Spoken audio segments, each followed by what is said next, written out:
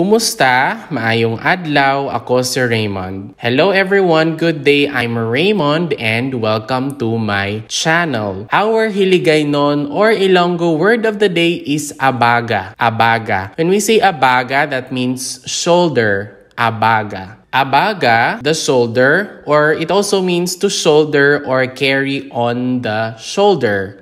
Abaga. Abaga. Abaga.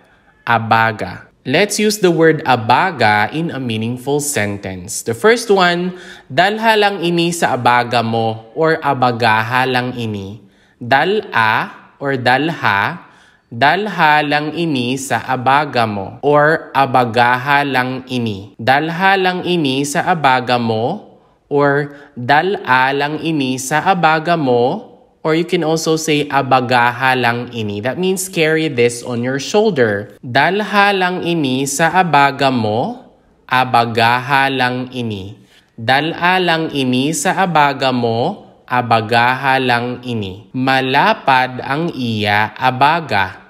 Malapad ang iya abaga. Malapad siya sing abaga. Malapad siya sing abaga. Malapad ang iya abaga. Malapad siya sing abaga. That means he has broad shoulders. Malapad ang iya abaga. Malapad siya sing abaga. Masakit ang akon abaga. Masakit ang akon abaga. That means my shoulder hurts. Masakit ang akon abaga. May pilas ka sa abaga. May pilas ka sa abaga. You have a wound on your shoulder. May pilas ka sa abaga. Masakit ang akon abaga. May pilas ka sa abaga. Masakit ang akon abaga. May pilas ka sa abaga. Kabugat sang akon abaga.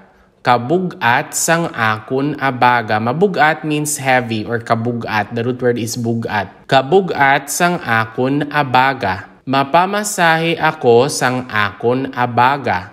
Mapamasahe ako sang akon abaga. That means I'll have my shoulder massaged. Mapamasahe ako sang akon abaga. Kabugat sang akon abaga. Kabugat sang akon abaga. Mapamasahe ako sang akon abaga. Mapamasahe ako sang akon abaga. That's all for our Hiligaynon or Ilonggo word of the day, which is abaga or shoulder. I do hope you learned something new from this video. Please don't forget to click like and subscribe for a new content every week. Madamo nga salamat. Hasta sa sunod, kaghalong gid. Thank you very much. Until next time and take care.